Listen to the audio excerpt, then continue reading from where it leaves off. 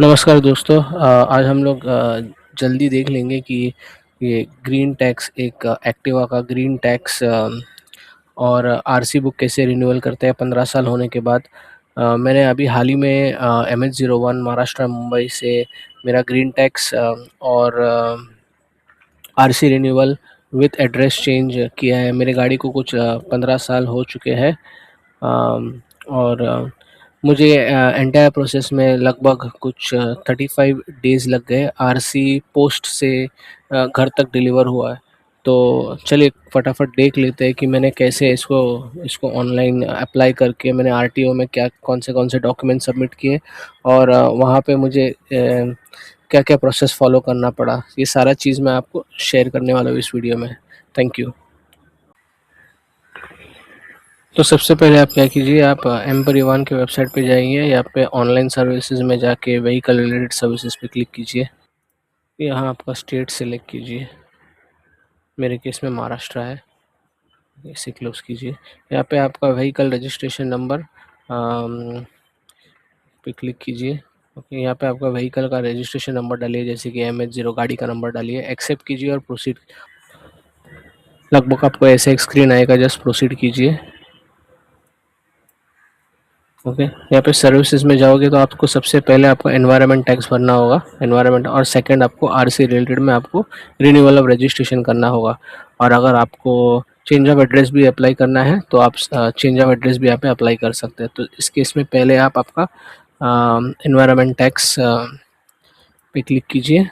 Okay, आपको यहाँ पे आपका व्हीकल रजिस्ट्रेशन नंबर दिख जाएगा। आपका चेसी का लास्ट 5 नंबर एंटर कीजिए और वेरीफाइड डिटेल आपको आपका एनवायरनमेंट टैक्स का जो अमाउंट है यहाँ पे दिख जाएगा। अभी आपको तो पता ही होगा कि 2026 से ये टैक्स अमाउंट बढ़ गया है, डबल हो चुका है। तो मैंने ऑलरेडी भर चुका है, तो इस केस में इसलिए मुझे आने वाले आने अगले 5 सालों के लिए दिखा रहा है, दैट इज़ 31 to 36। बस आप क्लिक कीजिए, चेक टू बैंक कीजिए, कन्फर्म पेमेंट कीजिए और इसका पेमेंट कर दीजिए। जैसे आप पेमेंट करोगे आपको उसका स्लिप आ जाएगा ट्रांजैक्शन।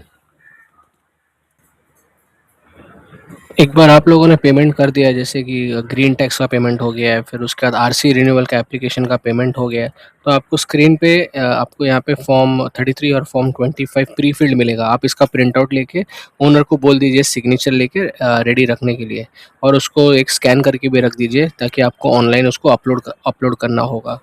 तो ये रहा ग्रीन टैक्स का पेमेंट और आरसी रिन्यूअल का पेमेंट करने का प्रोसीजर। अब आप नेक्स्ट स्टेप में देखते हैं हम लोग कैसे ये सारे डॉक्यूमेंट्स को अपलोड करते हैं और किस किस डॉक्यूमेंट को अपलोड करना होता है।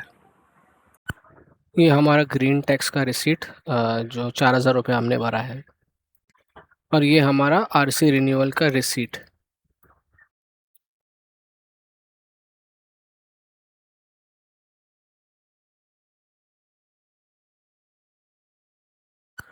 आप लोग कोशिश कीजिए कि जो चेसी नंबर का जो फ़ोटो है आप एकदम क्लियर निकालिए। ये लगता है क्योंकि आपको इसका एक प्रिंट आउट भी लगाना होगा, कलर प्रिंट आउट। ठीक है, लगा दीजिए, ऑफिसर को काम में आता है बहुत। तो सारे डॉक्यूमेंट्स की लिस्ट स्क्रीन पे आप लोगों ने देख लिया होगा। अब देखते हैं कि डॉक्यूमेंट्स कैसे अपडेट अपलोड करते हैं। यहाँ पे आपका ऑप्शन मिलेगा अपलोड मॉडिफाई। अगर आप फर्स्ट टाइम कर रहे हो तो अपलोड कीजिए, मॉडिफाई कर रहे हो तो अगर आपको सब फर्स्ट टाइम आपने 1-2 डॉक्यूमेंट अपलोड किया, बाद में आपको और बाकी के डॉक्यूमेंट्स करने हैं, आप यहाँ से कर सकते हो। तो दोनों फैसिलिटी अवेलेबल है। मॉडिफाई पे क्लिक कीजिए। जैसे आप मॉडिफाई पे क्लिक करोगे आप ये स्क्रीन पे पहुँच जाओगे, जहाँ पे आप आपका रजिस्ट्रेशन नंबर, आपका एप्लीकेशन आरसी चेसी के लास्ट 5 डिजिट्स और एप्लीकेशन नंबर वेरीफाई करके जनरेट ओटीपी कीजिए। आपको वो स्क्रीन पे लेके जाएगा और वहाँ पे एक एक करके आप डॉक्यूमेंट्स आपके अटैच कर सकते हैं। और अटैच करने के बाद आप सबमिट कर देना प्लीज़। सबमिट करोगे तो वो अपलोड हो जाएगा। तो अब चलते हैं इंस्पेक्शन साइट पे। तो एक बार आप लोगों ने सारे डॉक्यूमेंट्स, फ़ीस वगैरह सब अपलोड कर दिया है। अब नेक्स्ट नेक्स्ट प्रोसेस बहुत इंपॉर्टेंट होता है, ये आरटीओ पे विज़िट करना। उसके लिए कोई अपॉइंटमेंट की ज़रूरत नहीं है, आप डायरेक्ट जा सकते हो। वहाँ पे आप किसी को भी पूछ लेना, एकदम सेंटर में ही है MH01 में। वहाँ पे ऑफिसर लगभग अप्रॉक्सीमेटली 11 o'clock के आसपास आते हैं। आपका पूरा एप्लीकेशन इंश्योर कीजिए कि आपका चैसी नंबर प्रिंट, आपका एप्लीकेशन, आपके जितने भी रिसीट्स है, फिर फॉर्म 25, फॉर्म 33, सब सिग्नेचर वगैरह करके सेल्फ असिस्टेड करके सब रेडी है। आपका जो आरसी है उसको एक प्लास्टिक बैग में, छोटे से प्लास्टिक में क्लिप करके उसको स्टेपलर करके रख दीजिए, ताकि ताकि वो घूमे नहीं आगे के, लॉस ना हो जाए। क्योंकि कभी कभी जब डॉक्यूमेंट्स आगे प्रोसेस होते हैं तो कभी कभी वो आरसी प्लास्टिक में रहेगा तो अच्छा है, वो लॉस नहीं होता है, गिरने का डर नहीं होता है। ओके, तो आपका व्हीकल इंस्पेक्ट कर लीजिए, आपके टेल लाइट्स, आपके हेड लाइट्स, आपका back light, red light, kick start वगैरह ये सब चेक कर लीजिए। कोई भी मॉडिफिकेशन अगर किया हो तो नहीं जाना, नहीं तो आपका एप्लीकेशन रिजेक्ट हो जाएगा। आपको सारे मॉडिफिकेशंस अपडेट करके चेंज करके फिर आपको वापस से आरटीओ आना पड़ेगा, तो आपको डबल वर्क हो जाएगा। तो प्लीज़ इंश्योर कीजिए जो ओरिजिनल है वो वैसे ही रखिए। जैसे अगर हेलोजन बेस्ड लाइट्स तो हेलोजन बेस्ड ही रखिए।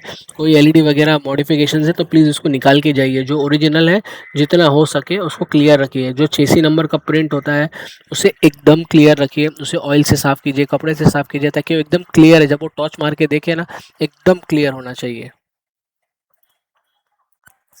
ये एक अप्रूव्ड फॉर्म का सैंपल है, तो एक बार आपका इंस्पेक्शन हो जाता है तो ऑफिसर अप्रूव कर देता है। उसके बाद वो क्या करता है, वो अप्रूव करके आपको डॉक्यूमेंट दे देता है। क्योंकि आपने ये ऑनलाइन किया है खुद से, तो आपको वो फॉर्म वापस दे देगा। अगर उनका वो उस टाइम पे सिस्टम अगर चालू है तो वो सिस्टम पे भी उसको अप्रूव करना पड़ता है। अगर उनका सिस्टम चालू नहीं है तो वो क्या करेंगे, फॉर्म एक दिन रखेंगे ऑनलाइन अप्रूवल करके, फिर आपको नेक्स्ट डे फॉर्म शायद से कलेक्ट करना होगा। तो मेरे केस में तो मैंने एक दिन उनके पास रखा था, क्योंकि उस टाइम पे सिस्टम बंद हो गया था। तो उन्होंने मेरे को नेक्स्ट डे कॉल किया था, तो मैं नेक्स्ट डे चला गया था। उन्होंने कॉल नहीं किया, मैं खुद नेक्स्ट डे चला गया उस टाइम पे, और वहाँ पे उस ऑफिसर को मिला मैं, और उन्होंने मुझे डॉक्यूमेंट दे दिया। उन्होंने बोला कि मैंने कल कल ही अप्रूव कर दिया। फिर उसके बाद मैं जो भी काउंटर्स पे है वो उस काउंटर्स का मैंने यहाँ पे लिस्ट डाल दिया है, किस किस काउंटर पे विजिट करना पड़ता है, और फाइनली आप जाके उस लास्ट काउंटर पे सबमिट कर दीजिए। तो फाइनली जब पेपर सबमिशन की बारी होती है तो आप ये MH01 में आप ये फॉलो कर सकते हैं। वो लोग लिख के देते हैं आपको, लेकिन फिर भी मैंने यहाँ पे आपकी जानकारी के लिए डाल दिया है। तो पहले आप B11 में जाइए, उस विंडो पे जाइए, वहाँ पे मैडम स्टैम्प कर देगी। फिर आप E12 या 13 में जाइए, वहाँ पे आपका एक बार वेरिफिकेशन हो जाएगा। और फाइनली आप D ब्लॉक या E16 या E15 के काउंटर में, दो में से कोई भी एक काउंटर में जाके उसको फाइनली सबमिट करके इनवर्ड कर दीजिए। इनवर्ड करना बहुत इंपॉर्टेंट है, क्योंकि वो लोग एक बार एप्लीकेशन को चेक करेंगे, ओके कि सारा डॉक्यूमेंट्स वगैरह सब अपलोडेड है। अगर नहीं है तो वो आपको रिक्वेस्ट करेंगे कि आप अपलोड करके फिर सबमिट कर दीजिए। लेकिन मेरे केस में सारा अपलोड था। इनवर्ड करने के टाइम पे मुझे एक दिक्कत आया, वो जो वहाँ पे जो जो पर्सन इनवर्ड कर रहे थे वो मुझे बार बार बोल रहे थे कि नहीं नहीं वो मेरा डॉक्यूमेंट्स अपलोड नहीं हुआ है। लेकिन फिर भी उनको पुश किया, क्योंकि मेरे पास वहाँ पे लैपटॉप भी था। मैंने फिर बाजू वाले काउंटर पे रिक्वेस्ट किया कि उनको कि सर मेरे सारे डॉक्यूमेंट्स अपलोडेड है, आप एक बार चेक कीजिए, अगर नहीं होता है तो प्लीज़ आप, मैं वापस से एक दो चार दिन के बाद राउंड मारूंगा। तो उन्होंने एक बार चेक किया, अच्छे ऑफिसर थे, तो उन्होंने चेक वगैरह कर चेक किया और मुझे बोले कि सर आप ये आपको एक 10-15 दिन में अगर सारे डॉक्यूमेंट्स रहेंगे तो आपका आरसी आपके घर पे आ जाएगा। अम, उतना तो टाइम लगता है। तो इस सारे प्रोसेस में मेरे को लगभग एक 30 25 to 30 डेज लग गया इस प्रोसेस में। क्योंकि 2-4 दिन तो इंस्पेक्शन में, क्योंकि मैं थोड़ा लेट हो गया इंस्पेक्शन में, 2-3 दिन लेट चला गया। लेकिन एक बार डॉक्यूमेंट सबमिट होने के 20 डेज में मेरा आरसी मेरे घर पे आ चुका था। तो आई होप आपको ये इन्फॉर्मेशन अच्छा लगा, नॉलेजेबल लगा। और अगर आपको कोई सवाल है तो मेरे एक्सपीरियंस के हिसाब से मैं जो भी है मैं आपको शेयर करूँगा। आप मुझे प्लीज़ टैग कीजिए, मैं आपको जितना हो सके उतना हेल्प करने का कोशिश करूँगा। Thank you.